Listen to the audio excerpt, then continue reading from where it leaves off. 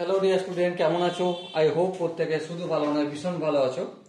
স্ক্রিনের ওপর যে প্রশ্নটা রয়েছে, এই প্রশ্নটা আমরা জেইই প্রিপারেশনের জন্য একটা কনসেপ্ট বেস প্রশ্ন, ট্রাইগোনোমেট্রিক ফেজ 1 অথবা ট্রাইগোনোমেট্রিক ফাংশন থেকে আমরা নিয়েছি। প্রশ্নটা কি বলা হয়েছে দেখো, cos to the power 4a minus sin to the power 4a plus 1 equal to 2 cos square a। এটা আমাদের প্রমাণ করতে হবে। তো চলো প্রথমে আমরা একটা কাজ করব। কি কাজ? লেফট হ্যান্ড সাইডটা লিখে নেব। লেফট হ্যান্ড সাইড দেখো, লেফট হ্যান্ড সাইডে কি রয়েছে? cos to the power 4a, হ্যাঁ cos to the power 4a minus sin to the power 4a, তারপর কি আছে? প্লাস 1 আছে। ঠিক আছে, তো লক্ষ্য করো আমরা কি জানি, a টু দি পাওয়ার 4 যদি থাকে তার মানে হচ্ছে a স্কয়ার, তার হোল স্কয়ার লিখতে পারি, হ্যাঁ লিখতে পারি। তো এখানে cos to the power 4a এর জায়গায় আমরা এটা লিখতে পারি cos স্কয়ার a তার হোল স্কয়ার, মাইনাস এখানে যে sin স্কয়ার a আছে এর জায়গায় আমরা কি লিখতে পারি? এর জায়গায় লিখতে পারি sin স্কয়ার a তার হোল স্কয়ার, তারপর যেমন প্লাস 1 আছে লিখে রাখলাম। এবারে এই জায়গাটা লক্ষ্য করো ভালো করে, এখানে একটা সূত্র পাচ্ছি। কি সূত্র? a স্কয়ার মাইনাস বি স্কয়ারের সূত্র হয়, তাই না? তো a স্কয়ার মাইনাস বি স্কয়ারের সূত্র কি? a plus B into a minus B. এখানে a বলতে cos স্কয়ার a আর b বলতে কি cos স্কয়ার a, আর আমাদের b বলতে sin স্কয়ার a। তো নরমালি a প্লাস বি লিখবো।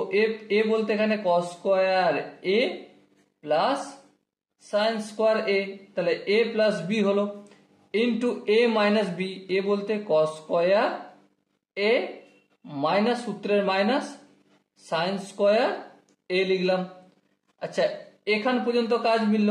তারপর প্লাস 1 আছে, তাই আমি এখানে প্লাস 1টা লিখে দিলাম।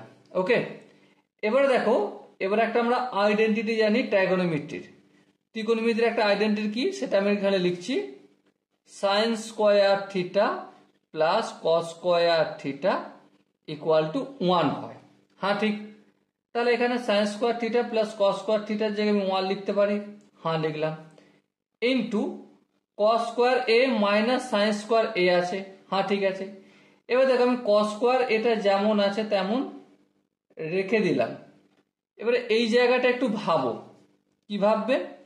আমি এই sin স্কয়ার থিটাটা যেমন আছে তেমন রাখলাম, sin square theta equal to 1। এই cos স্কয়ার থিটাটা যদি সমানের অপোজিট দিকে নিয়ে যায় কি হয়ে যাবে? মাইনাস cos স্কয়ার থিটা হবে। ওকে, তো এবারে দেখো মাইনাস sin স্কয়ার a আছে, তার মানে এদিকটা যদি আমি মাইনাস করতে হয় আমাকে মাইনাস দিয়ে গুণ করতে হবে, তাহলে মাইনাস sin স্কয়ার থিটা। এবারে শুধুমাত্র তো বাম দিকটা মাইনাস দিয়ে গুণ করলে হয় না, তার জন্য আমাকে ডান দিকটাও গুণ করতে হবে। তাহলে এই 1টা হয়ে যাবে মাইনাস 1, আর cos স্কয়ার থিটার আগে যে মাইনাস আছে এটা হয়ে যাবে প্লাস cos স্কয়ার থিটা। তাহলে এখানে আমি মাইনাস sin স্কয়ার এর বদলে কি লিখবো? যেমন এখানে পাচ্ছি দেখতে, minus 1 plus cos square a। ওকে, তারপর প্লাস চিহ্ন আছে 1। এবারে 1 দিয়ে এটাকে গুণ করা মানে এটাই থাকবে, হ্যাঁ ঠিক। কিন্তু দেখো এখানে cos square a plus cos square a, তাহলে কটা cos স্কয়ার a হবে? দুটো cos স্কয়ার a হবে। তারপরে এখানে মাইনাস 1 আছে, মাইনাস 1 লিখলাম, ব্র্যাকেট তুলে দিলাম, তারপর প্লাস 1 আছে, প্লাস 1 লিখলাম। তাহলে মাইনাস 1 প্লাস 1 তো অটোমেটিক্যালি 0 হয়ে যাবে, কেটে যায়, তাই না? সো কি বেঁচে থাকলো?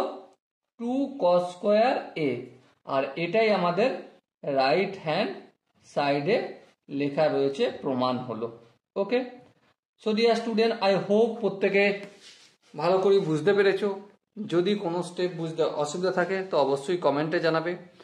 আর জেইইর প্রতিটা চ্যাপ্টারের কোশ্চেন অ্যান্সার পাওয়ার জন্য অবশ্যই চ্যানেলটা সাবস্ক্রাইব করে রাখবে।